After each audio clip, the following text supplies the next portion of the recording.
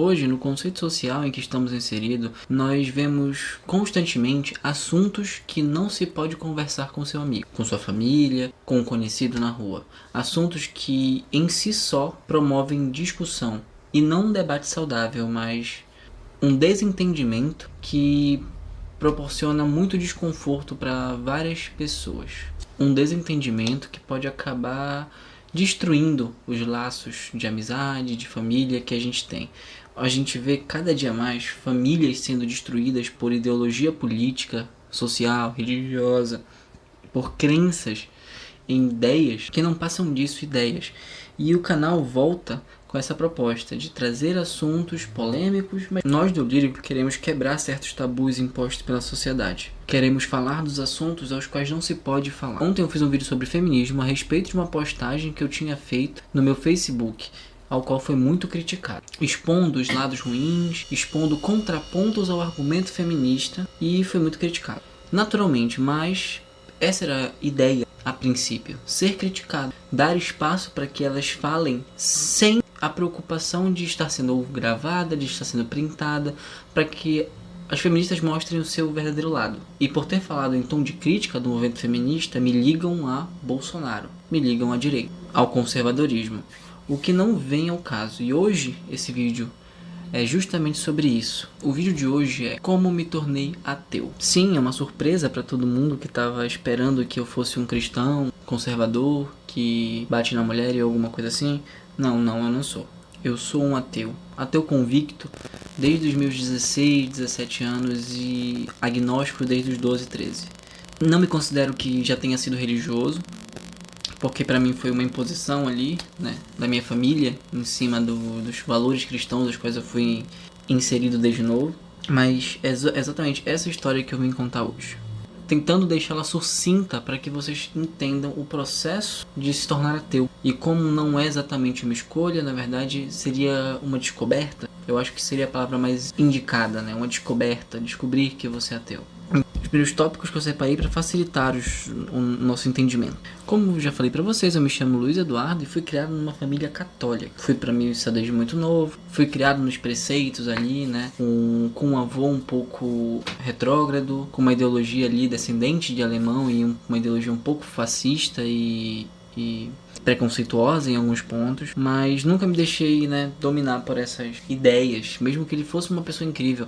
O que ressalta um ponto que eu tinha com os movimentos sociais de que você pode ter uma opinião diferente se você foi criado dessa maneira, e às vezes a opinião pode até ser errada, mas isso não necessariamente diz que você faria isso. Você pode achar bonito, você pode achar interessante, você pode ter sido condicionado a acreditar aquilo, mas não necessariamente faz uma pessoa ruim, não é mesmo? Mais ou menos com 12 anos ali, né, aprendi tudo que se tinha que aprender na igreja, todas as rezas, né, todas as orações, e mais ou menos com uns 11, 12 anos ali eu comecei a me questionar sobre a homossexualidade e sobre se era realmente um pecado ou não. E a partir daí me estimulou uma curiosidade sobre a Bíblia, sobre a religião, e aí eu comecei a pesquisar sobre a Igreja Católica. Eu me interesso muito pela história religiosa, é a área que eu gostaria de me especializar quando me formar em história, e seria o assunto do meu TCC, mitologias e religiões. Com o estudo da história do catolicismo veio junto também a reforma protestante, a contra-reforma, e aí eu me apaixono por cultura, e se estendeu a religião, né? Embora tenha vindo de berço cristão, nunca acreditei muito naquilo que era meio que pregado na igreja, e nunca foi legal. Eu sempre foi uma coisa que eu ia e era maçante, era cansativa. O momento em que eu desperto para a ideia de ateísmo, quando literalmente eu me pego pensando sobre se era possível não acreditar, porque até então para mim não era possível você não acreditar em Deus, não acreditar, era impossível, para mim não tinha essa opção. Então, quando eu descubro que existe uma coisa chamada agnosticismo e depois o ateísmo, eu me sinto liberto de alguma forma, porque eu estava preso ali, né, com essa ideia de que eu preciso ser religioso de alguma forma. E mais ainda, né, com o medo e ali com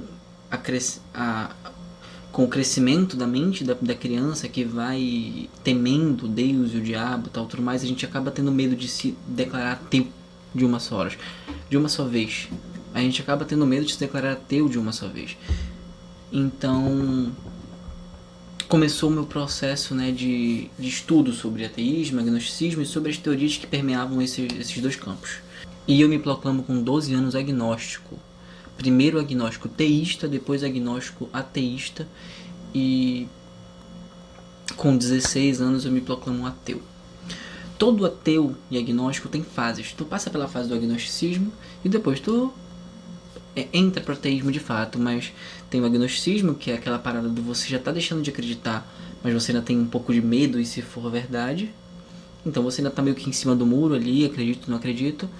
E aí, quando você descobre muito novo, e às vezes até algumas pessoas quando descobrem mais velhas, assim, que são ateias, elas sempre tem aquela questão do eu quero mostrar para as pessoas que eu sou ateu. Eu quero bater no peito e falar realmente coisas ruins, tipo, falar realmente coisas ruins, tratar pessoas mal, acabar virando preconceituoso, um religioso ao contrário. E você acaba tendo que falar, né? Querendo falar para as pessoas e que sempre que é ateu e enfatizar isso acaba ficando chato. É o ateu que a gente chama o ateu forte, né? O ateu que quer impor o seu ateísmo e quer mostrar para todo mundo que ele é ateu. E depois disso você vai... E geralmente o ateu ele começa com muita veemência nas suas palavras, mas com pouco argumento. Não entende ainda o que é ateu, mas sabe que é ateu de alguma forma. E muitos desses ateus, né, que são pseudo-ateus ainda, deixam de ser ateus depois de um tempo.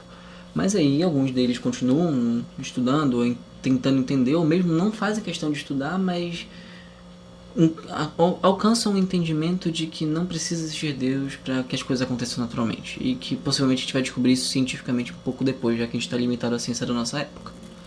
Então, e aí você chega pra parte do ateísmo fraco, né? Que é o ateísmo que é o cara que tá, beleza, cara, você é religioso, pô, discorda da sua ideia, pô, eu não acho que isso seja certo aqui nessa parte, mas de boa, vai lá, segue a sua. Não tenta se afirmar como ateu, não fica sempre buscando confronto com religiosos, né? E isso traz uma paz, porque, cara, discutir com religioso é muito difícil. O ateísmo, ele é literalmente ate, que significa não, né? E teísmo, que significa Deus, divindade. Então seria não divindade, não Deus. A não crença. O ateísmo não é uma crença, não é a crença na ausência, é a crença na falta de provas. Você não acredita, você tenta procurar realmente provas do que existe e depois você tenta procurar provas do que não existe. Faz o teste de falsibilidade ali e decide acreditar no que tem mais comprovação científica, o que tem mais fatos envolvendo aquilo. Claro que isso exclui totalmente as pessoas que tiveram experiências extracorpóreas ou experiências de milagres, porque isso são fatos anedóticos e que você tem como, claro, você acredita naquilo, pra você aquilo aconteceu e mudou sua vida, mas não necessariamente você tem como provar isso pra outra pessoa. Vai ser um fato que isso é uma prova pessoal, é uma prova que só funciona pra você, não pra outra pessoa. Você pode falar o fato pra essa pessoa e falar isso é obra de Deus, mas pra aquela pessoa aquilo ali vai acontecer só com você. Ela não tem como ter certeza se foi realmente aquilo que aconteceu ou se você só acha que aquilo aconteceu e não aconteceu, mas isso pode acontecer. Então o ateísmo ele é realmente a não crença. Eu não acredito não só em Deus. Eu não acredito. O ateísmo ele é o ceticismo, né? Não é sexismo, gente. É ceticismo. É ser cético. É não acreditar em fantasmas, deuses, demônios.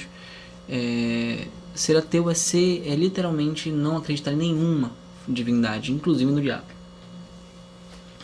Tanto é que tem gente que fala, eu já ouvi isso em algum lugar, que o ateu, ele é todo cristão, ele é ateu aos outros deuses, mas é teísta ao Deus dele.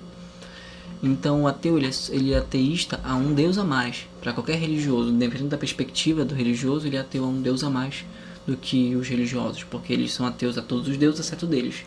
E eu, como ateu, sou ateu a todos os deuses, incluindo deles. Então eu acho que isso é uma frase muito legal que já foi dita. Para alguém, eu não lembro de onde eu tirei essa frase. Eu realmente me entendi ateu, como já mencionei, com 17 anos, né? Eu saí da escola com 15, né, quando eu me formei no ensino médio, e eu já comecei a estudar um pouco. Com 17, 18 anos eu já tava pesquisando algumas coisas, e foi quando realmente eu entendia. Eu entendi através de muita pesquisa, de realmente ler a Bíblia. E eu sou aficionado por história. Depois disso, depois de um tempo, fui realmente fazer o curso de história, mas antes disso eu já era aficionado por história, e muito especificamente história religiosa. Então foi quando eu entendi que o contexto histórico, né, do ateísmo. E eu acho que isso já entra no próximo tópico, que é o motivo pelos quais eu sou ateu. Primeiramente, quando você tem ali a entendimento das religiões, se você vem dos gregos e romanos, né, ali antes do século I, né, que é o nascimento de Cristo, do ano 1, na verdade, que é o nascimento de Cristo, você tem pessoas que não têm conhecimento científico, não tem como entender certos fenômenos de natureza, e eles acabam criando, né, divindades para explicar certos mitos. E depois dessas divindades serem usadas para explicar esses mitos, de alguma forma, os seres humanos começaram a usar elas de modo político, para manipular as pessoas, para unir, né, certas regiões ali do contexto da Grécia ali, de Roma naquela época, da Europa, né, no caso. Então você traça uma linha histórica e entende que a religião cria mitos. Os gregos, romanos e todas as outras religiões criavam mitos para explicar o que eles não conheciam. E esses mitos iam perdurando, e aí uma cultura assimilava a outra, como aconteceu dos gregos para os romanos.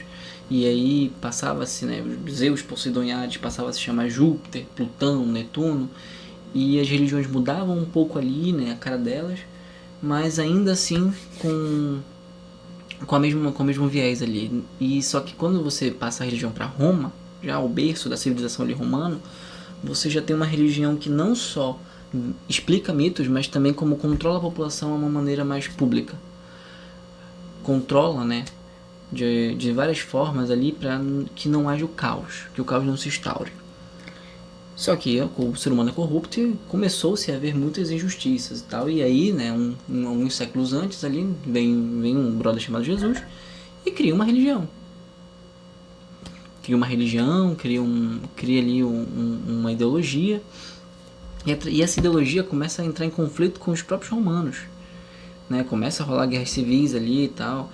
O Dan Brown, ele até fala, né, mais ou menos isso no livro dele, Código da Vinci, que é uma ficção, né? A mulher dele parece que era uma historiadora e tal. Ele fala um pouco sobre isso, sobre essa questão do Concílio de Nicéia ali em Constantinopla, né, do Constantino. E realmente, até nesse ponto ele é bem fiel ali, a unificação ali, né, de um império dividido, e a necessidade de travestir uma religião em outra para que a aceitação fosse maior, transformar aquilo em lei, e assim as pessoas poderiam seguir. A religião, ela sempre foi uma maneira, além da força do Estado, de impedir que as pessoas cometessem atos ilícitos e que elas conseguissem viver em harmonia de alguma forma, porque o Estado ia lá, impunha as regras, as leis, mas ainda assim quem não queria seguir a lei não precisava. Se não tivesse um policial, um soldado naquela época romano, não ia ser preso. Então ele poderia matar uma pessoa ali e só fugir. Não tinha câmera naquela época, não tinha nada. Então, além da lei, né, legal, a lei legal, muito bom, além das regras legais que as pessoas tinham que seguir, era necessário que existisse um código de ética e moral que meio que direcionasse as pessoas para o caminho ao qual, não exatamente, eu não vou dizer que o ditador da época, né, que queria, que os ditadores quiseram, né, os governantes, mas foi muito necessária para a gente conseguir entender como era necessário conviver em sociedade, porque os princípios religiosos são princípios universais, porque existiam aqueles conflitos de pessoas ali e tal, tudo mais. Então você tinha que saber que você não podia matar uma pessoa, né? Porque se todo mundo começa a se matar, se todo mundo começasse a se matar, então a sociedade ia implodir. Eles não iam nem conseguir guerrear com os outros de fora, porque os soldados não estavam preocupados brigando entre si, guerras civis, né? Você não podia cobiçar a mulher do próximo, porque levaria à mesma agressão. Então, né, acaba se implementando regras que foram úteis para nossa sociedade até então. Mas só esse fim político, né? Político, o fim social ali do que a pessoa deveria ou não fazer, mas sem nenhuma prova exatamente da divindade e tal ali. E aí você entende a história de Jesus Cristo fora da Bíblia, né? As diferenças da Bíblia para o que a gente tem da linha historiológica que a gente tem hoje em dia. E aí você tem uma série de incongruências ali com relação à Bíblia e os documentos históricos. A própria passada de Jesus no mundo, que foi muito similar à de Sócrates ali, né? Que nunca deixou nada escrito. Tem teoria de que Sócrates, na verdade, não era um filósofo só, era uma academia de filósofos, ou que ele era um pseudônimo do Platão. Mas ele nunca deixou nada escrito, então a gente não tem como provar que Sócrates existiu. A gente só tem os escritos que são assinados por ele. Na verdade não são escritos, me perdoa. São os diálogos que o Platão, que o Aristóteles, que os outros seguidores dele tinham conversado e que acabaram repassando para o papel. E Jesus é muito a mesma coisa, né? A gente tem os 12 apóstolos, a gente tem o que os 12 apóstolos entenderam do que Jesus falou, mas não tem uma prova de que ele realmente existiu. Por mais que eu acredite que ele existiu. E acredite que ele foi crucificado. Agora a gente não tem nenhuma evidência, nenhuma da ressurreição. A gente não tem nenhuma evidência, nenhuma da ressurreição. E até hoje, né? Ninguém ressuscitou. Então, e também existiam muitas, talvez existissem doenças, não sei se estou falando besteira, mas talvez existem doenças. E também existem doenças, né? Não sei se eu vou estar falando besteira aqui, mas existe a catalepsia ali, né? Que você meio que quase morre e depois levanta. E algumas vezes, né? Como no passado, a catalepsia ela foi muito ligada à ressurreição, boa ou ruim de alguma forma, mas foi ligada. Então, quando eu percebo que a história ela dá um motivo pra gente muito claro pelo qual a religião tenha sido criada, que existem vários deuses diferentes que não necessariamente concordam com o que cada um quer, e que a ciência hoje, né, no século XXI, já nos dá uma explicação muito mais plausível para certos fenômenos, não só os mais simples, como raios e trovões, mas também fenômenos mais existenciais, como de onde nós viemos, para onde nós vamos.